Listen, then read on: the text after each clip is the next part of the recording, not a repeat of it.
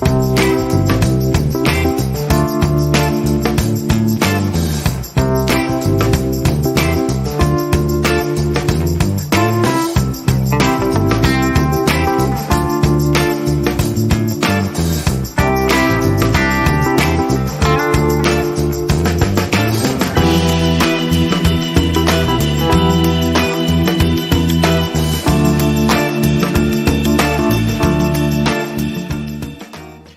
everybody, welcome to my Financial Friday live stream. Thank you so much for joining me today. It is a beautiful sunny day here in Northern California on the 2nd of June. So I really appreciate y'all joining me, even though it's a great day to be outside and relaxing and enjoying the weather. Hope everybody had a nice holiday weekend last weekend and super excited to kick off today's Financial Friday topic. So this is one that I've been getting so many questions about, and I think it's critical that we really dive in, and I'm going to spend a lot of time on this both today and going forward on really helping people understand how to not miss out on Dream for All round number 2. And I will share everything that I know. I'm going to talk about some success stories. I'm going to talk about some frustrations and misinformation that has been out there and is continuing to be out there. And I'm really going to help you to get yourself prepared. Because here's the reality. This program is coming back. And I have talked to so many people in the last 60 days who are frustrated because they missed out, because they thought they knew what it was, or they were trusting somebody, and either they found out too late about it, they got bad information, any number of things that caused people to miss out on the opportunity to take advantage of the Dream for All program. And I think there are arguments to be made, excuse me, for why you should do a loan now instead of waiting for Dream for All. But I'm not going to bring up any of those arguments today. The truth is, my focus today is to say, hey, if you're waiting, then let's make sure that you're making productive use of the time that you're waiting. Let's make sure that you are actually fully prepared so that when the money is launched, you don't miss out this time. Because that's going to be the most disheartening and frustrating thing, is the people who tried on round 1, they missed out on it, and now they've been waiting for round 2 and they miss it again. And I don't want you to be one of those people. So that's really my focus today, is how do I help you make sure that you don't miss out on Dream for All round number 2. So first of all, when will Dream for All come back? That's the question I get all the time. The answer is sometime in the next 13 months. So there is $300 million that have been set aside from the state budget for the 2023-2024 fiscal year. So that starts 1 month from yesterday. That doesn't mean the Dream for All money starts 1 month from yesterday. The year in which the money must be spent starts July 1st of 2023. It ends on June 30th of 2024. Now, last year, the year that we're in right now, that started on July 1st of 2022, that year, there was $500 million set aside. And the state cut that money back to $300 million. That helped about 2,400 families use the Dream for All program in March and April, just a couple of months ago. So now the upcoming year, there was also $500 million set aside that the state cut back already. And so there's a guaranteed $300 million, the same amount that was available in March of 2023 is going to be released sometime between July 1 of 2023 and June 30th of 2024. Within the next 13 months, that same $300 million will be released. Now, the California Association of Realtors is lobbying, and they have a pretty good lobby, to push the state to release the rest of the money. So they're pushing the state to say, hey, we need not just the full $500 million that was originally allocated for this year, but we want you to bump that up to $800 million. And they're trying to get some creative financing to get it to be $1 billion. So it could theoretically be 3 times as much money as what we had in 2023 in 2 months ago. But there is a certainty only that we'll have exactly the same amount of money as what we had. The unknown is, when is it going to be released and how quickly is it going to run out? That's my worry. My worry is, if you're not prepared, if you don't follow the steps that I'm going to talk about over the next 30 minutes, and you aren't ready to pull the trigger, you're going to be in the same position again.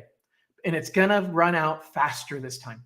So let's think back to how the Dream for All money went. So I'm going to talk about some success stories, and I'm going to talk about some frustrations and misinformation. So the first thing I want to actually talk about with a frustration, I want to talk about some frustrations and misinformation.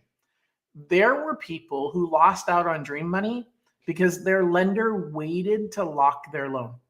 And it had to do with a couple of reasons. It had to do with, hey, I'm thinking market rates are going to drop a little bit. And that lender was slow on pulling the trigger and giving you advice to lock the loan.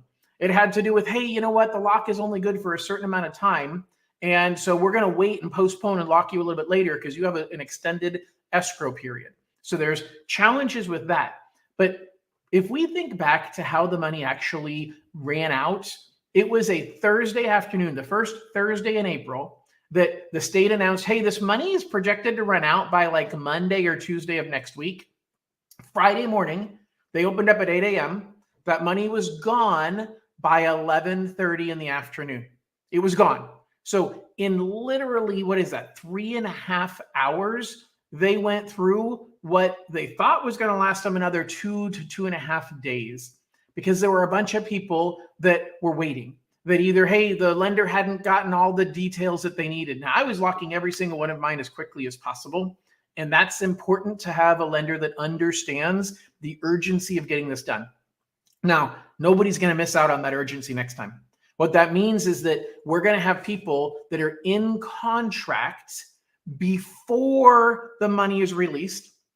Some of those people were in contract specifically waiting for the money. I had two, so I actually closed 7 buyers using the Dream for All. I haven't met a single loan officer who's done more than the 7 that I did. And again, that was only a 8 business day timeline that I had 7 buyers locked. I had about 45 that were pre-approved, but 7 of them successfully found a home and got into contract.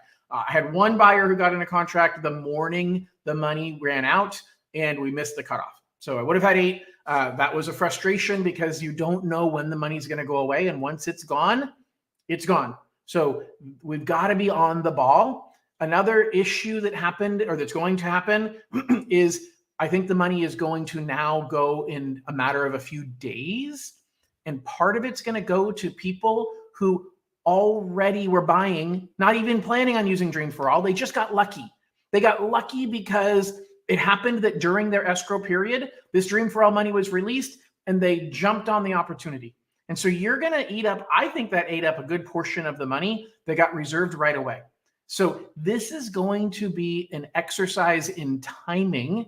And what you don't want to do is you don't want to start the loan process when they announce that the money is going to be released, because by then it's too late. By then, a lot of my clients, their frustrations were, John, I didn't know that I needed to get approved for a conventional loan. And now the conventional guidelines, I don't qualify. Like I qualify for FHA. Maybe I qualify for Freddie Mac, because their student loan rules are different for Freddie Mac. But CalHFA only works with Fannie Mae. And so it's critical. If you've talked to a lender, you're like, oh yeah, I'm qualified, I'm fine. Maybe they qualified you using Freddie Mac. Freddie Mac has a couple of enhancements that Fannie Mae doesn't, and we cannot use Freddie Mac. So for example, if you are self-employed and you've been self-employed for over 5 years, Freddie Mac says, I only need 1 year of tax returns.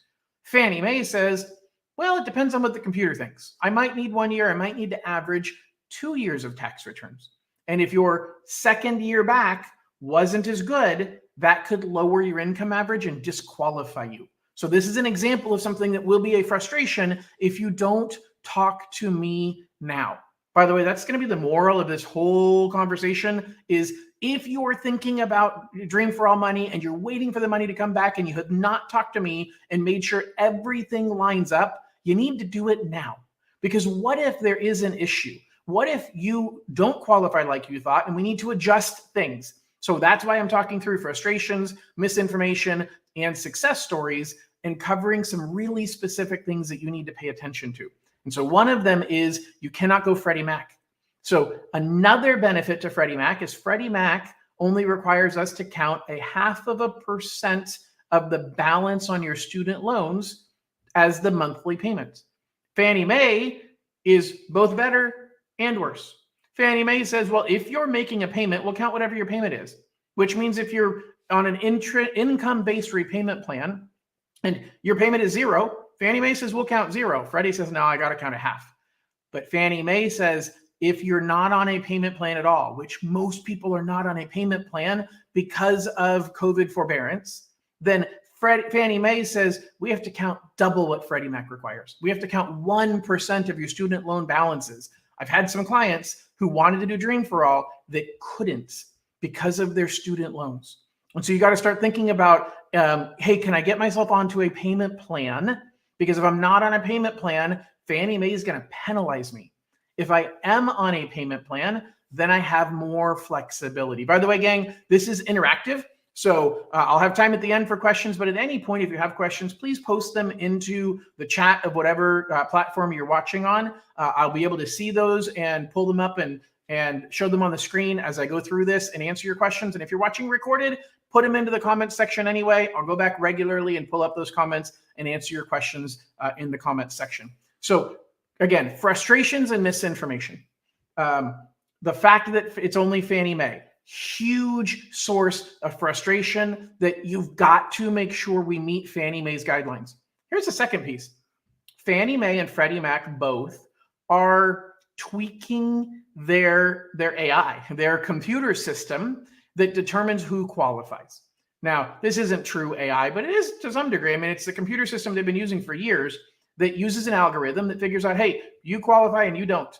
Even though both of you might have similar credit scores, similar income amounts, but it might look at something called trended credit data. So trended credit data says, hey, what has the average balance compared to credit limit been over the last 12 months on your credit cards? And do you pay your cards off in full every month, or do you carry a balance? You're a higher risk to the computer if you carry a balance instead of paying it off every single month. And Fannie Mae's system looks at that. Freddie Mac's does not. So I had a client this morning that was doing a Cal HFA, traditional 3% down payment assistance, the My Home program. But Cal HFA requires Fannie Mae. And their credit score was 683. Their debt to income ratio was 42%. They were actually putting 5% down with a 3% assistance. So therefore, they were putting 2% of their own money into the deal, which is even lower risk. And yet Fannie Mae's system said no. Freddie Mac's system said yes. Now with Dream for All, you're putting a much, much bigger down payment. So more of those people will get approved no matter what, because your down payment's bigger. But Fannie Mae and Freddie Mac are tweaking the rules. And so the sooner that we get to run this through the system, the better off you're going to be in knowing that you're eligible. If you're not eligible, you're not waiting for something that isn't there. Or more importantly, we can take steps to get you eligible. We can bulk up your credit. We can tell you, hey, not paying down your credit cards every month is creating an issue. Let's see if we can start paying those down. Or let's get a consolidation loan to pay off those credit cards so that the balances are low and it's showing trended data is improved over the months leading up to actually buying the home. So the sooner we can go over those things, the better off you're going to be. And I also want to be really, really clear. So many lenders don't look to the future and dig for information. So I'm following the Senate Budget Committee that manages this money. I'm following all of the minutes from all of the Cal HFA board meetings. All of these things keeps me in the know so that I can jump on it immediately and get you prepared. Because another piece of this is going to be knowing where you want to buy a home, knowing who you're using as a realtor, and having figured out what your wants and needs are. We'll talk about all that in a little bit. But I want to dive into some success stories. I want to really share with you some of the amazing things that we did for people when I helped those 7 families over the last couple of months to buy using Dream for All. One of my clients was actually one of the last ones that I reserved for Dream for All. This client bought a $250,000 home. He is he works in the casino industry, and so he has a variable income. But he qualified based on using because we can't really prove his tips. He wasn't reporting his tips, and so what we did is we used his base income, and we used trust income because his mom has a living trust. And so his mom said, yeah, I'll pay him $1,000 a month out of the living trust. So mom didn't have to co-sign, but mom provided money from the living trust that would pay him $1,000 a month every month for the next 3 years. And I was able to count that as income. So even though I couldn't qualify him using his tips because he didn't claim them, and he talked about claiming them this year, the problem is it would have skyrocketed the taxes that he had to pay. Instead, he can have trust income from mom, kind of the same thing as mom co-signing, except I don't need mom on the loan because you can't have co-signers on Dream for All, at least under the original rules. I will tell you that I'm not positive that the rules are going to stay the same. I'm pretty sure most of the rules are going to stay the same. I think the concern is how much money they're going to provide, and I'll talk more about that in a minute. But here's the deal. We were able to get him in under the 80% area median income. That means that because we structured the amount of the money that mom was paying from his trust to be just enough to qualify him, but not too much to put him over 80% of the area median income. That means he only has to share 15% of his equity instead of 20%, or 15% of his appreciation instead of 20% of the appreciation. So it put him in a better financial position because of my awareness, because of me knowing where the numbers line up and how to get him qualified, helped him to get into the house. And he didn't have to bring in any money at all because we structured it so that his Dream for All money covered both his down payment and his closing costs. And it paid for the mortgage insurance. So he never had a mortgage insurance payment. So it was a huge win for him. One of my other favorite success stories is actually my highest priced Dream for All loan. So I helped a client buy in the Bay Area, and they bought a $1.25 million home. So they got 20% of $1.25 million in down payment assistance, actually maybe $1.3 million home. And so their loan amount was like $1,050,000, and they got, $200 and some odd thousand dollars, $250,000 of Dream for All money. But here's the deal. They bought a $1.2 to $1.3 million home with zero down payment in the San Francisco Bay Area. On top of that, we structured it so that all of their closing costs were included in the loan. On top of that, we refunded 100% of his $30,000 earnest money deposit because I didn't need any of that money to pay for down payment or closing costs. On top of that, I refunded his $650 appraisal fee because I got the Dream for All money to pay for the appraisal fee. And to put the cherry on top, we actually had $17 left over that we applied as a principal payment against his mortgage. So he actually owed $17 less the moment he became the homeowner than what he was supposed to owe because we actually did a principal payment against his mortgage. We fine-tuned the numbers that perfectly, and that's what I can do for you. So being prepared, knowing what you're trying to go after, and making sure that you have all of the right ducks in a row is critical to making sure that you have success. Now, let's dive into a couple of more things I want to cover. First of all, when should I start the process of getting pre-approved? The answer is now. The longer you wait, the bigger the chance is that you're not going to be ready. So we've got, you can go to my website. Anna has my websites right up there. So johnloneking.com, and you can start the application process. At some point going forward, you'll have a QR code across the screen that you'll be able to, there you go. Thank you, Anna. There's my QR code right there. So you can scan that QR code right now, and you can actually go straight to my website as well, download my mobile app. You can upload all of your documents and fill out your application there. But here's why. Because you're going to regret not knowing. You're going to regret not knowing. And the thing is, everybody says, well, John, what am I going to regret not knowing? Well, let's go over some of those things. First of all, will the rules look the same? Well, I don't know. That's the one piece I can't tell you if the rules are going to look the same. My biggest concern is how much money they give to each person. I honestly think my client that got the $1.3 million home and got $260,000 in assistance, that was too much money for one person. Like, we only had $300 million to go around, and we gave one person $260,000. That he could have gotten in the home just fine with a whole lot less money. So I feel like, I honestly think they should make a change. Maybe it's 20% of the purchase price up to a $500,000 home. And then at that point, your cap is $100,000 and you can't get any more than that.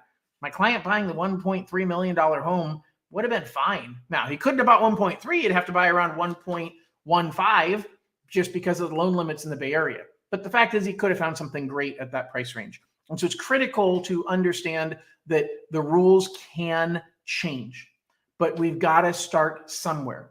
So the biggest frustration that most people dealt with was housing counseling.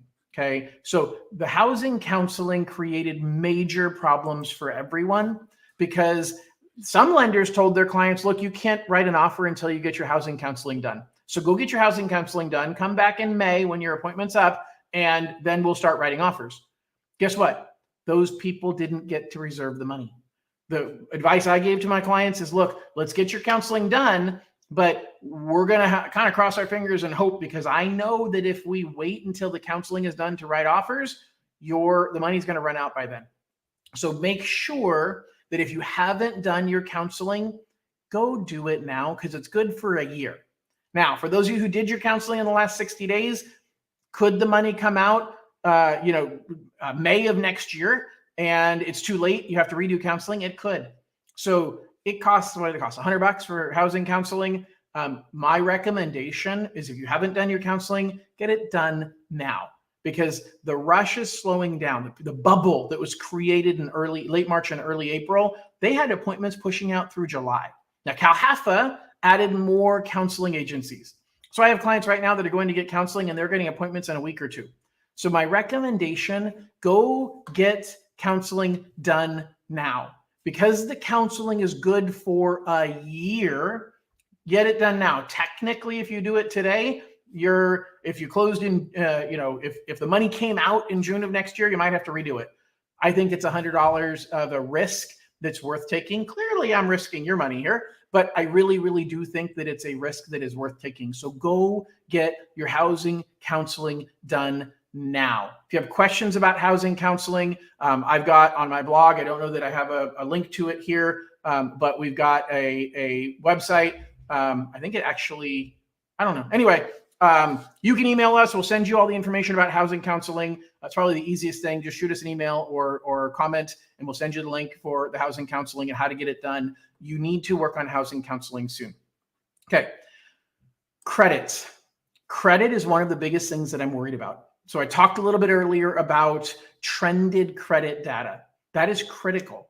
So are credit scores. So you've got not only what does Fannie Mae's computer think, but there's hard and fast credit requirements. And so the original credit requirement said if you're under 80% of the area median income, you can have a 660 credit score. But if you're over that, you have to be at 680.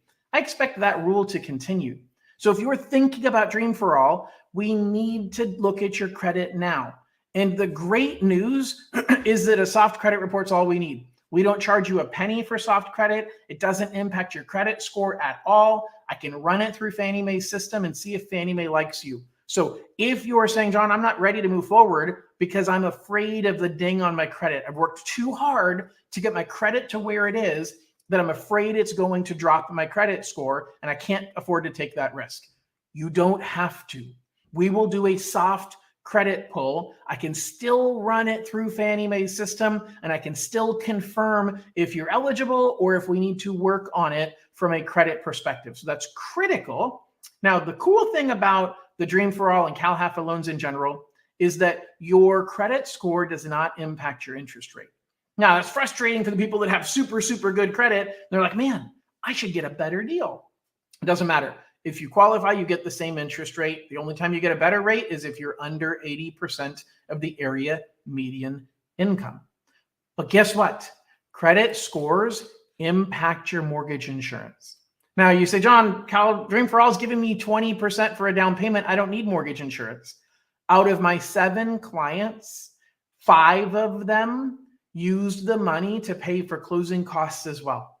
Only 2 of my clients brought in money for closing costs. One of them only took 10%, maybe 15% of the purchase price, and he put in 10%. That's right. He put 10% of his own money. He took 10% from the state, and he paid for his own closing costs because he didn't want to give the state as much of the appreciation. So for him, his success story was he had 10% for a down payment.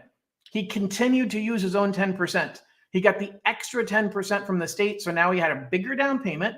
He had no mortgage insurance, and he's only sharing 10% of the appreciation with the state. So there's lots of ways we can make this work. The other thing, as I was just talking about, though, is if you say, John, I don't want to come up with anything out of pocket, which again, 5 of my 7 that I did came up with nothing out of pocket. For those clients, for you, the mortgage insurance is more expensive the lower your credit score. So you have got to pay attention to your credit. Even if you're at a 680 or 690 or 700, and you're like, John, I qualify. We need to look at ways we can improve your credit. And if there are ways we can make your credit score better while you're waiting, you're throwing money away if you choose the option where you're paying nothing out of pocket and you're letting the Dream for All pay your closing costs, because the mortgage insurance is determined in large part based on your debt to income ratio and your credit score. So credit score absolutely matters. A 680 or 660 credit score does not guarantee loan approval. Fannie Mae has been tweaking their computer.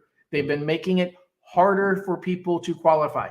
It is unfortunately the reality right now that we're seeing them tighten. The banking crisis that happened in March is causing the industry to pull back and to tighten a little bit, and Fannie Mae and Freddie Mac are following along.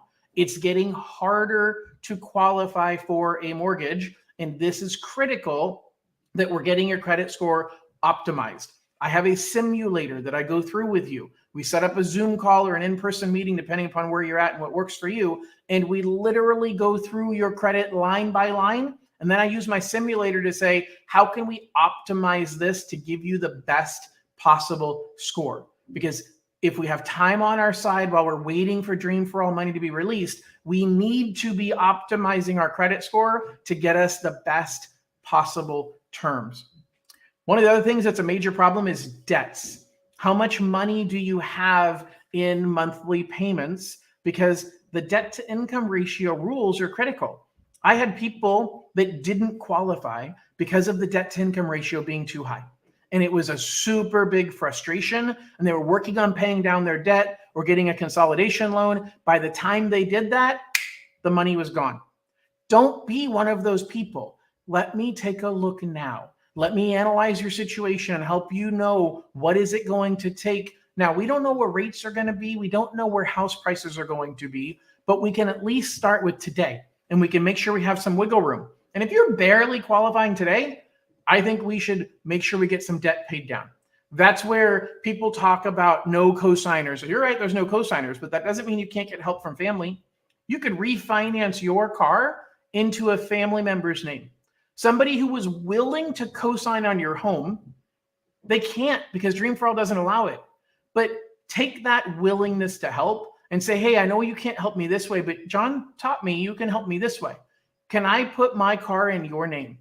And you refinance your car into their name. Guess what? It's no longer your car loan in my mind. Now, whether you write the check to pay the car or they write the check to pay the car is none of my business. But when it comes to your credit, it's no longer your obligation. I no longer have to count the car payment against you. The same thing comes with debt consolidation loans to consolidate credit cards. Credit card debt has ballooned in the last year and a half. We had the pandemic in 2020 and 2021 that came with a significant amount of stimulus money, and people started spending the money.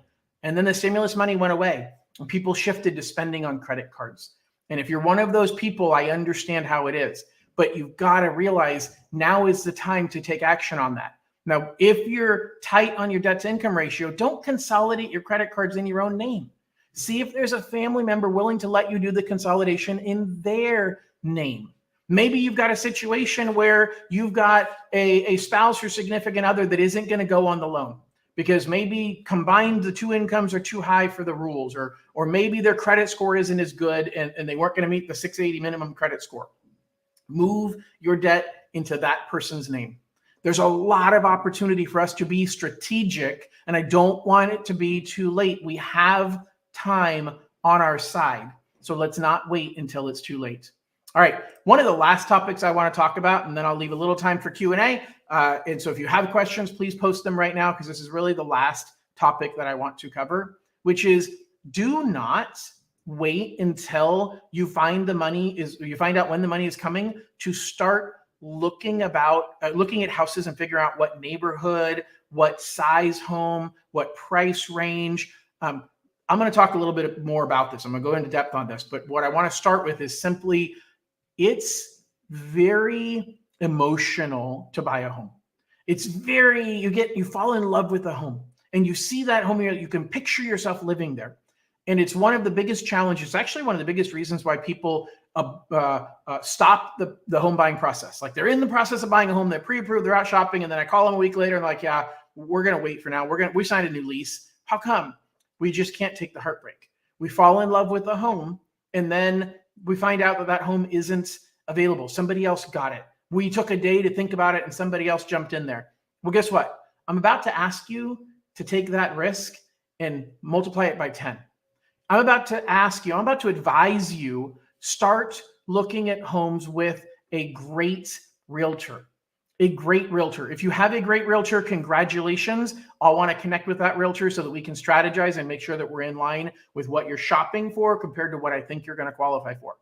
But here's the deal. If you don't have a great realtor, if you don't have a realtor at all, I can connect you with one of my preferred realtors, and I have preferred realtors all around the state. And in doing so, you need to start looking at homes. Now, you're not going to have the realtor take you out every Saturday and look at homes, because they don't get paid by the hour. So it is not fair, when you know you're not going to buy for a long time, to monopolize somebody's time like that. And that's not what I'm advocating. What I'm telling you is, you're going to sit down with one of my preferred realtors and do a buyer consultation. And that buyer consultation is very much like what you do with me in doing a loan consultation, where I educate you about the loan process. They're going to educate you about the markets you're looking to buy in. You have to figure out what is the must-have versus the nice-to-have. And what things are you willing to concede? What things are you willing to give up in exchange for finding a home? Because if you're waiting for Dream for All, you cannot be picky about the home when the money is available. You will not have the time. You cannot start your search and say, I don't know what city I want to buy, and maybe I'll buy over here. These houses seem nice. Maybe I should look at a condo over there. You cannot do that. You will not have the time. That is one of the other major sources of frustration, is somebody wasn't ready to commit to buying a home. So get ready now. Just understand, the house that you just shopped for, that house is going to be gone by the time that you find a home. Okay. So don't get stuck. Don't get tied to that home. By the way, Tiffany, I appreciate your comment. Guys, if you have questions or comments, please feel free to post them. I'll put your name up in lights so you can see it right down here. So Tiffany, you're very, very welcome. I look forward to giving you more information and hopefully helping you in your journey. But let's get back to the search. We don't know when the money is going to be available. We have no idea. So you cannot fall in love with a home. I need you to fall in love with an idea. I need you to fall in love with a neighborhood, and then decide, hey, what's most important? Is the neighborhood most important? Is the quality of the home most important? I'm not talking about buying a bad home, but I'm saying, hey, you get what you pay for. So is it, hey, I'd love to have a 4-bedroom, but I'm okay with a 3-bedroom. What are the things, and this is neighborhood specific, what are the things that I might need to give up in order to find a home quickly? And only a great realtor can answer that for you. Only a great realtor can answer that for you. So you have to have that conversation now. Then they set you up on a drip campaign. So that drip campaign continues to send you homes in the neighborhoods and price ranges that you're considering, because you need to gather information to get a feel for, hey, what's the market been doing? How quickly are houses selling? What types of houses are coming available? And again, what's most important? What are my must-haves versus nice to have? Because once the money's available, you will not be the only one shopping for homes. So you need to be strategic. I had a client get into escrow 2 weeks before the money was available. Now, we knew we had a risk that, hey, we were taking a big risk by getting them into contract. We did a 5-week escrow, and we did it 2 weeks before the money was available. We wanted to do a 6-week escrow, and the seller wouldn't accept. So we did 5 weeks. That gave me 3 weeks from when the money was available in order to do the appraisal, get everything, get it locked with CalHFA and get it through CalHFA's system. But in the time between when the contract was written and when the money was available for locking, we got the appraisal done. We got the underwriting completed on the loan. We did everything in advance so that we could close as quickly as we could once the money was released, because it got super crazy. The weekend the money was released, for the next week and a half to 2 weeks until the money ran out, we saw a bubble. We saw a bubble across the state of people willing to pay more for a home because they didn't want to miss out on this money. Now, in hindsight, that was a great plan, because I see house prices continuing to go up. As a matter of fact, if you are not subscribed to me on YouTube, on my main John Loan King YouTube channel, which you will see right here. So if you're not on there, get on there. My market update that's being released today. I do a weekly update every single Friday on the market. And I go back over the last 23 years of cycles. And I show you on a graph what's happening with the market and why the media says it's a bad time to buy, because they can't predict the future. And there were 4 different times in the last 23 years that the media says it was a bad time to buy, that it was an amazing time to buy. And I'm going to show you that, because here's the deal.